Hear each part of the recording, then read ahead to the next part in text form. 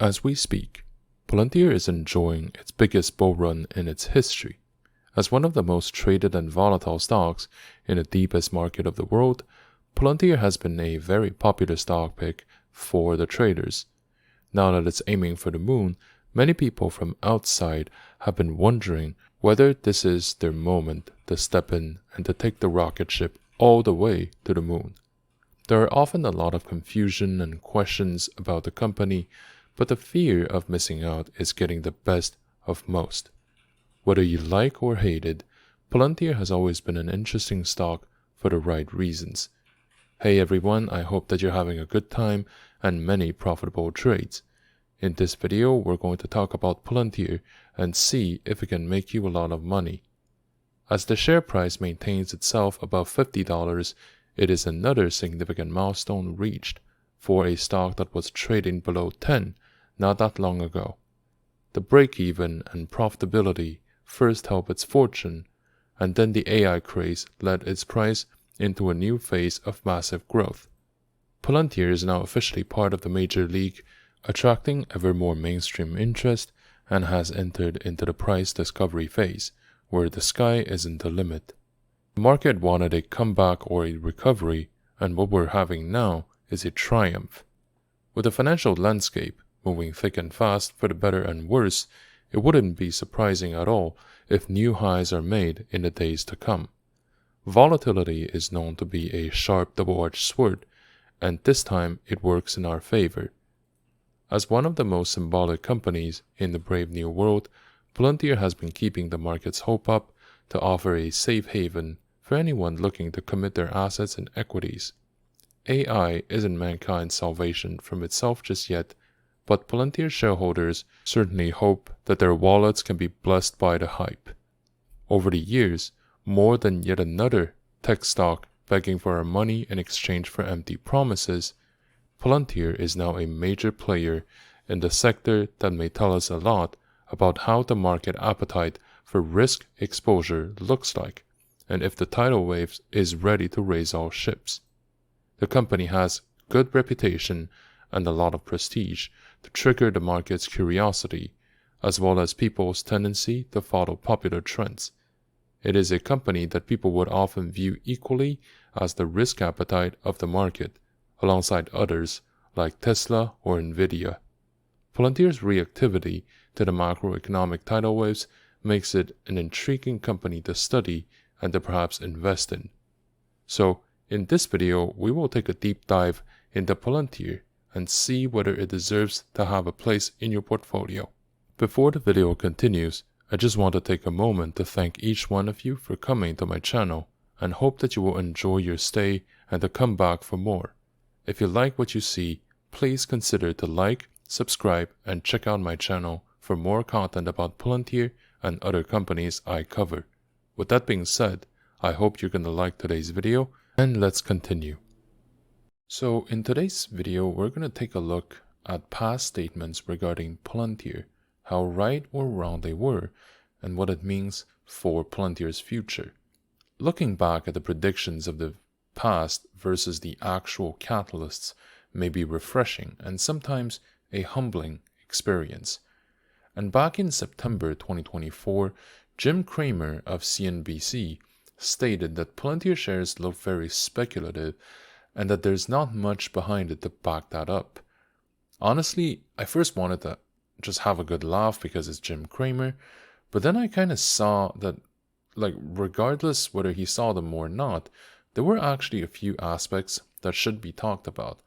And that's because we are in a relatively calm period of the year, so it's worth our time and money, if you will, to come back to those aspects and to really see them with a pair of fresh and objective eyes.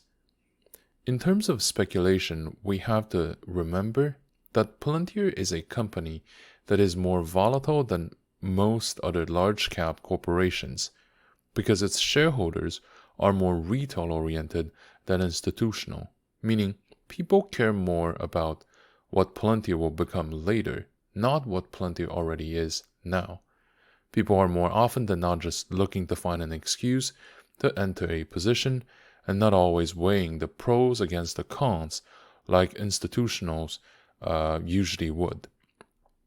Regarding the technologies, because Jim was saying there's nothing backing it up, I wouldn't say that Palantir doesn't have something real, because parties that they work with tend to be large sector companies or the public sector, and not just any kind of bureaucrats, because it's going to be difficult to pretend they know their stuff when they work with the US military complex, the law enforcement agencies, or hospitals. On the other hand, there's also another edge that Palantir enjoys, now that we're talking about, what Palantir has, is its willingness to get its hands dirty compared to the do no evil Silicon Valley unicorns. And Palantir is more grounded and probably more realistic in terms of its moral expectations. Well, its own moral expectations towards themselves. And one last aspect to consider is the fact that Jim said all that thing back in September 2024, before everything in the market took a rocket ship to the moon after the November elections results. On one hand, it kind of shows you how unreliable predictions could be, but on the other, I believe that if the elections only favored the Democrats, we can say with the benefit of hindsight that, oh yeah, things were just that obvious. But on the day of the elections, I think that few people could say with the confidence that they have now that, Donald Trump wouldn't necessarily win. Because if the Democrats won, then we would be looking at a very different chart for Palantir and for the market, as a matter of fact. This is why I believe that overall Jim Cramer is within his rights to say whatever he wants, right? And that the market mostly proved him wrong due to factors that no one really control. However, I also believe that he just tries to play safe, given the magnitude of Palantir gains, and the fact that he did give quite a few embarrassing bullish predictions before kind of explains why he is like that. Another reason for the current price action is the logical extension of the results from the US elections, as Peter Thiel has always shown support to the president-elect as well as his camp. Palantir has long been cultivating its relationships within the state and more specifically the Republicans. Despite the fact that this company also has contacts with the Democrats, from an ideological standpoint, Palantir has always been siding with that side of the political spectrum more than the other. And we can see that tendency from the interviews and the speeches given by Peter Thiel and Alex Karp. From a media perspective, news articles around Palantir remain positive, with a few voices suggesting caution given the magnitude of gains within the short time frame as well as the valuation, with others suggesting that Palantir may be on the verge of massive growth between the ongoing elections, mounting pressure from Wall Street to push the rates down and to pull the equity prices back up, as well as a possible stars alignment for tech and crypto scenes. Given the Q3 results being positive, it's understandable that the news coverage are very encouraging. There are of course worries that the stock may be overbought, pushed by the company's fundamentals, but also the eagerness of investors to find a refuge in an uncertain environment. Usually the news articles are not worth analyzing one by one, but the overall tone is, because it paints the landscape and also may tell us the forerunning signs of trend continuations or reversals. The stock's price action has been able to hold itself above the $50 level so far, while looking for new horizons in the current phase. A lot of people have been looking to find a decent entry point to make a comeback in the equities market, and when the Japanese market liquidated billions of positions, their wish has been granted by the fear of paper hands. That was the last opportunity to date to buy Palantir below $30 for anyone interested. The next target is probably going to be the triple digits. Given the composition of the shareholder base being more retail than institutional, Palantir has always been a stock made of momentum and a large dose of anticipation and self-fulfilling prophecy, instead of level-headed analysis on its actual numbers. We're not here to buy Palantir that already is, but to own the Palantir that people hope will become over the next few decades. An irrational analysis of the financial results can justify the short-term price actions and maintain a high baseline, but certainly not to push the current valuation to new highs, or at the very least, not to the extent people wanted to trade Palantir for in the first place. We can see that the market reacts far more significantly to public sector growth or to new trends that Palantir has been capitalizing on. And looking back, the region with a lot of support is currently $45, above which we are now into the price discovery phase, providing a huge amount of stability to the price movements.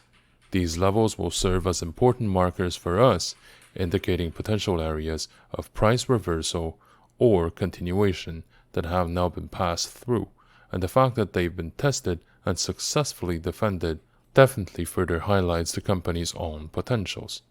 The current consensus surrounding Palantir is that the market wants to keep going, but they're looking for more clarity from the rest of the potential shareholders before making the move. Since a lot of people also believe that the world economy is in a fragile position after years of shutdown and conflicts. From a longer-term perspective, Palantir has a pretty interesting price action pattern ahead because the all-time high has been surpassed, and there's a lot of potential regarding where it might go next.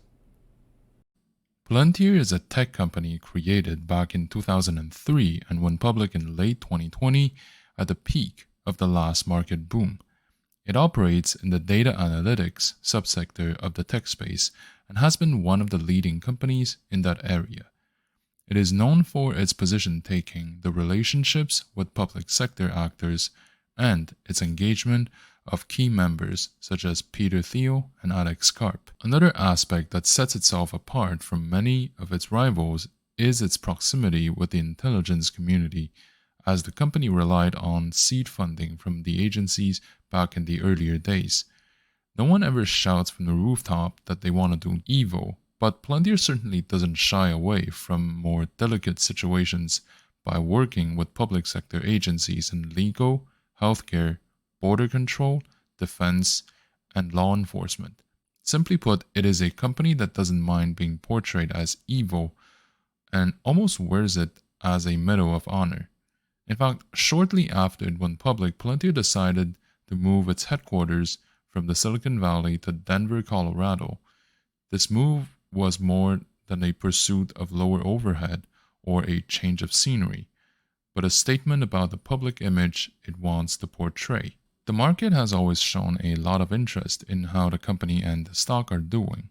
The fact that it went public when the bullish sentiment was sky high in the tech sector could have been a contributing factor, as the world was preparing for a fundamental change about how societies would function in a place where more interconnectivity happens while remaining remote from anybody in the physical world, a technological and societal utopia that was deeply flawed and never truly came to be. Palantir shares attracted the market's attention mostly because its narrative was the right fit in the right time, as the tail end of the quantitative easing era mentality combined with the pandemic era dream of interconnectivity and never-ending financial boom, while capital was looking for a safe haven from the uncertainty and the collapse of the real-world economy outside of our screens. In a way, Palantir symbolized the answer we wanted to slap on all our problems, and for some time it was made true by the supply and demand of modern finance. We are interested in Palantir's promise of reaching ever higher price levels, a promise that seemed set in stone when large quantities of money were pouring in a company with deep pockets backing it up, as the world was preparing to enter in a new era of endless growth and prosperity. This bullish and very optimistic narrative about Palantir has been backed up by the numbers. Financial information has been known to move the market as stakeholders want to have their assumptions validated by something concrete.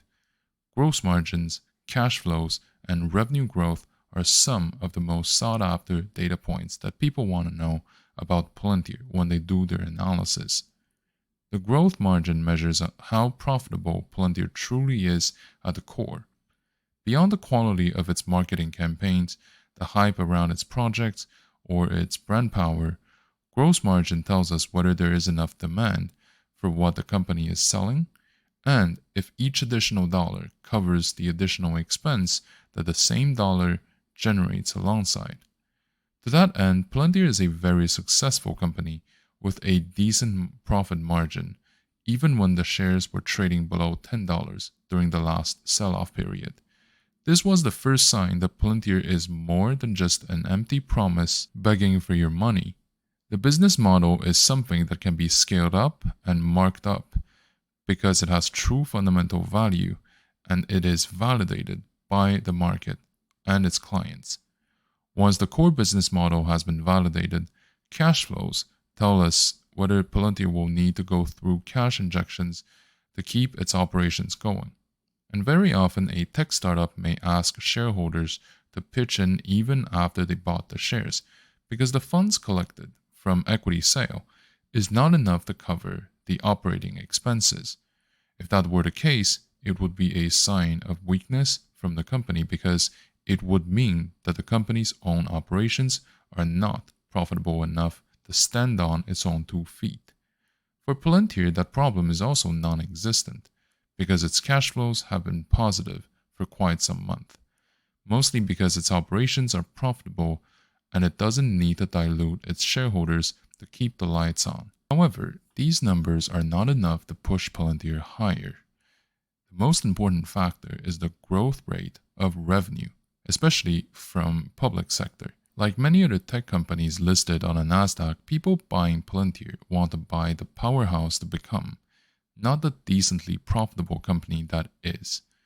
This would also explain the high multiplier that Palantir is currently enjoying compared to many other blue chips companies in more mature sectors. This is a double-edged sword for those who want to dabble in the tech field in general, but for Palantir, the public sector aspect is an additional side to watch for. Since most of its growth does come from the public, any additional partnership with healthcare, defense, or law enforcement departments may trigger massive upsides for its shares. On the flip side of the coin, every time an existing partnership ends or a scandal makes it to the headlines, Palantir shares may see a dip that could take a few days to come back from. These 3 measures are what define Palantir and may explain its dynamics in the market in general. It is an interesting company that people are putting a lot of hope into because its financial results are good and do suggest that Palantir has the potential that people claim it does. Because Palantir is a highly specialized and unique company that is praised for its technical expertise and noticed for its position taking by its management and shareholders, it's always been the center of a lot of interest, talks, and speculations from the market stakeholders, as well as the media outlets. Along with Nvidia and Tesla, it's probably one of the most talked about companies in the world, despite the fact that it has a much lower market cap than many other blue chips companies. Hardly any day goes by without an article to be written by major media outlets about how Palantir is doing, or where they believe it's going to land. The coverage can be relevant in 2 ways for our analysis. The articles can give us a feeling or a sense of what is the current market consensus about what happened and the mood that is the most likely to influence what's going to happen next. Their tone is often determined by the price action at that time and plays the role of current trends amplifiers rather than contrarians showcasing potential trend reversals. Even if it's not a crystal ball allowing you to see where the price is going to go next, it can always tell you what the current sentiment is, which may allow you to take a hint of what the next move may be. The second level of analysis is more basic, but also more useful. It is not about the content but the quality of the coverage. Depending on the number of articles written about Palantir as well as who writes about it, we can have a rough estimate of how popular the company, the narrative, and the sector are in people's mind. Alongside the potential upsides, entire economies may benefit from this as part of trickle-down liquidity from risk-seeking capital. Ultimately, papers want to sell clicks, just like investors want to get alpha. If there are shining bubbles in the market, news outlets are usually very fast to pick them up, validating the overall direction of any subsequent bull runs. The number of articles currently indicates that the market is interested in what happens with Palantir, and the anticipation is a further increase in price when the interest rates begin to decrease and fall. We just have to be careful about the limit of analyzing news articles, as they tend to describe the direction the wind is currently blowing, but far less effective when it comes to predicting where things are going to go next. Now, obviously, since you're looking up about Palantir, chances are there are unique aspects piquing your interest. Trading or investing in Palantir does come with its own upsides, including its unique profile, its potential growth rates, and the existing stability. Palantir is a company operating in the data analytics subsector, which is a very promising place, lots of favorable talking points and potential vectors for future growth going forward.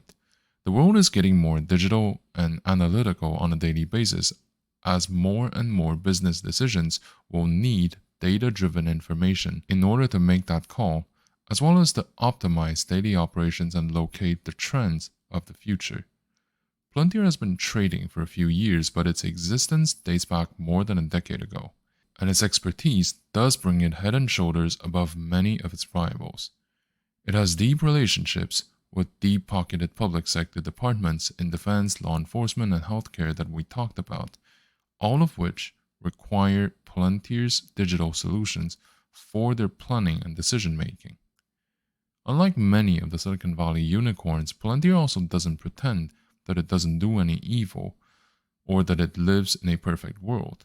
The HQ move to Denver, along with the Davos speeches of its CEO Alex Karp, do suggest that Palantir is willing to take on the challenges of the future and that it's not afraid to say so out loud. The relationships established by Alex Karp and Peter Thiel, two of the founding members of Palantir, have opened many doors in both public and private sectors, allowing Palantir to cruise on the trends. Recently, it also announced that it's going to participate in the trending AI field, which is one of the main reasons for the stock to go from $15 to $30. In addition to all this, Palantir does have a layer of stability that many of its rivals don't have, and that can be seen in its cash flows. Palantir's cash flows have been in the positive for some time already, which is a rare advantage above many of its competitors because it means that a company can sustain itself in terms of the needs and doesn't have to beg investors for more cash injections in exchange of dilutions. With that being said, investing in Palantir also comes with a few unique downsides due to its company profile and the characters of the sector itself. Being a company that analyzes data for a living, Palantir will be more exposed to potential legal problems compared to other industries. Since the topic of data privacy, ownership, and proper usage have been under heavy scrutiny from the past scandals with social media, how Palantir acquires, processes, and safekeeps those data while serving its clients can be open to legal battles, which may cost the company its image, reputation, its bottom line, as well as future opportunities to get more contracts from government agencies, the same agencies that may require these data that were maybe used under inappropriate circumstances. It's a bit ironic, but that's probably the way it's gonna go. My theory is that since this is a touchy, delicate area of this economy, and no one wants to rock the boat, meaning no one wants to take on the blame if anything bad actually happens, in that case it's possible that Palantir may take on the loss without having the capacity to shift any of the blame to other stakeholders, because if they do that, they're going to rat on other people, and maybe they don't have the opportunity or the luxury of doing this. The other thing to consider is the potential decay of the narrative's value. AI and data analytics are very popular topics now. They're trending in the market, that's for sure. But what would happen if they stop being so popular once a newer sector has been created out of thin air or come back from disgrace? If we look at what happened with electric vehicles, we may see a similar drop in interest for data and AI, along with a potential drop in their market cap value for companies like Palantir.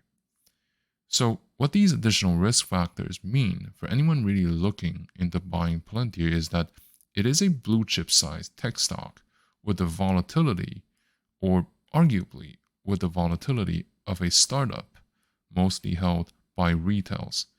Trading comes at a significant potential price volatility cost, and investing does require a fairly high tolerance of uncertainty. So, right now, the global markets are facing a complex interplay of factors that have the potential to significantly influence the equities worldwide. In this speculative analysis, I believe that the consequences of the global inflation, surging commodity prices, and decline quantitative easing, as well as the rise of inflation rates or interest rates, plus the geopolitical instabilities, are going to play a significant part. The increasing inflation rate has been putting pressures across the globe, threatening the purchasing power, raising the input costs, and impacting corporate profitability. Companies operating internationally may face challenges in managing rising production costs and also to sustain profit margins. Those dynamics could trigger market volatility as investors adjust their risk-return expectations. The upward trajectory of commodity prices, including energy, metals, agricultural products, have been having far-reaching implications for various sectors of the global equities market. The companies heavily dependent on these commodities may experience squeezed profit margins, potentially affecting stock valuations and investor sentiment. The reduction or the end of QE's quantitative easing measures by the central banks worldwide may have resulted in reduced market liquidity. So this in turn could lead to higher borrowing costs for companies seeking capital, which may also discourage investment activities or will. The elevated market volatility plus the reduced investors' appetite may also continue to occur. Now, the central banks around the world are tackling this delicate situation of balancing the inflation rates with the economic stability and, if possible, growth. Central banks opted for aggressive interest rate hikes to combat inflations. Borrowing costs for companies have been rising, which has also slowed down business activities and also fueling the market's volatility in terms of the equity prices. Now, ongoing geopolitical tensions, including trade disputes, political uncertainties, and social unrests, will inject an additional element of volatility into the global markets. Investors may adopt a cautious approach, shifting towards safer assets, impacting the equities. Additionally, the escalating conflicts may disrupt supply chains, negatively impacting the performance of international companies.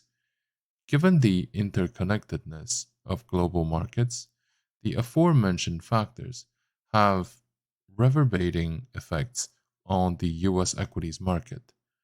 Companies with significant exposure to international market may face a lot of headwinds resulting from the economic slowdowns, disrupting the supply chains and the currency fluctuations. But nevertheless, the US market is known for its resilience, and the diverse sectors may attract investors seeking safe havens. So, really, the current landscape is characterized by global inflation, surging commodity prices, reduced quantitative easing, rising central bank inflation rates, geopolitical instabilities, and also ongoing lack of certainty regarding growth.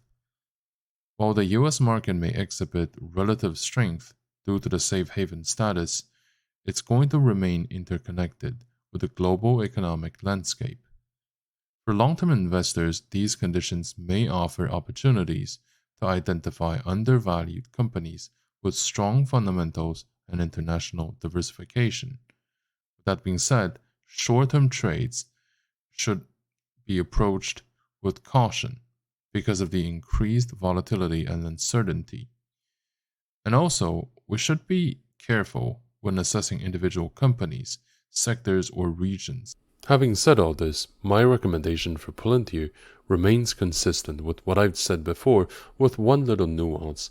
I would say that given that we are mostly in the price discovery phase right now, it wouldn't be surprising if we're not going to pull back anytime soon. So while it is very important to keep your pace for purchase at a consistent and relatively low debit kind of rate, it's also very important to keep some sort of footprint in Palantir, meaning you must have a certain position to have like skin in the game. Now, the share price does look a bit steep, so even if there are pullbacks, we shouldn't be surprised.